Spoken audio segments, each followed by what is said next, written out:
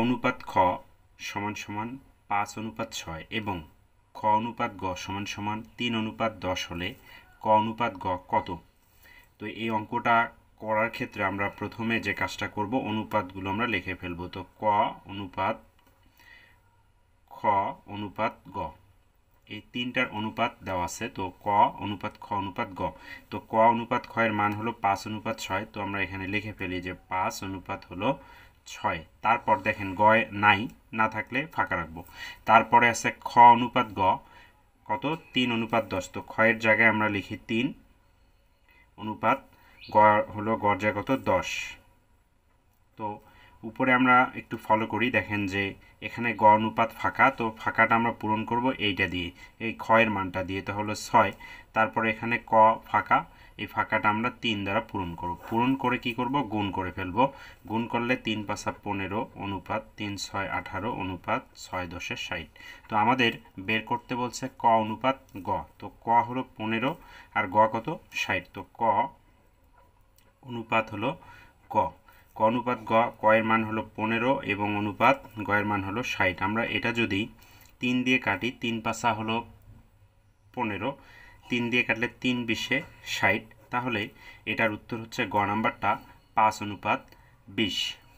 যদি এ অনুপাত বি সমান সমান 3 অনুপাত 2 এবং বি অনুপাত সি সমান সমান 7 অনুপাত 6 হয়, তবে সি অনুপাত এ কত? তো আগেরটার মতোই আমরা করব, অনুপাতগুলো আগে লিখি। এ অনুপাত বি অনুপাত সি লেখার পর মানগুলো বসাই দিই। এখানে এ বি কত আছে? 3 অনুপাত 2। তারপর কি বি সি আছে হলো 7 অনুপাত 6। তাহলে 7 অনুপাত হলো 6 লেখার পর ফাঁকা জায়গাটা আমরা এটা দিয়ে পূরণ করব। তো সি ফাঁকা এখানে বি দ্বারা পূরণ করব, তাহলে এখানে 2। এ ফাঁকা এখানে বি দিয়ে পূরণ করব, তাহলে 7। এবার আমরা কি করব? গুণ করব। তাহলে 3 × 7 = 21, 7 × 2 = হলো 14, 6 × 2 = হলো 12। এখন এখানে বের করতে বলছে আমাদের সি অনুপাত এ। তাহলে সি অনুপাত এ, সি কত আছে এখানে? 12। সি এর জায়গায় আমরা 12 লিখে ফেলি, আর এ হলো কত? 21। এখন আমরা এটা যদি কাটি, আমরা কত দিয়ে কাটতে পারবো এটা? আমরা 7 দিয়ে যদি কাটি, 3 দিয়ে যদি কাটি, আমরা 3 × 4 = 12, 3 × 7 = 21। তাহলে আমাদের উত্তর হলো এটা ঘ নাম্বারটা 4 অনুপাত 7। এ অনুপাত বি সমান সমান 4 অনুপাত 7, বি অনুপাত সি সমান সমান 5 অনুপাত 6 হলে এ অনুপাত বি অনুপাত সি কত? ঠিক আগের মতোই আমরা করব, যে এ অনুপাত বি অনুপাত সি লিখে ফেলবো। লেখার পর মানগুলো বসাবো।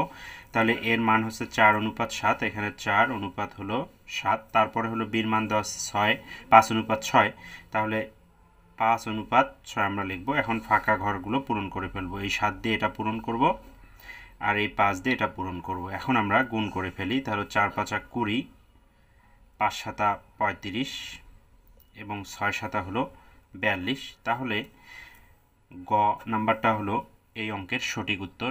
এই ট্রিক্সটা ব্যবহার করে আপনারা এ জাতীয় অঙ্কগুলো খুব সহজেই সমাধান করবেন। তো ভিডিওটি ভালো লাগলে অবশ্যই শেয়ার করবেন, লাইক করবেন এবং চ্যানেলটাকে সাবস্ক্রাইব করে পাশে থাকবেন। ধন্যবাদ সবাইকে।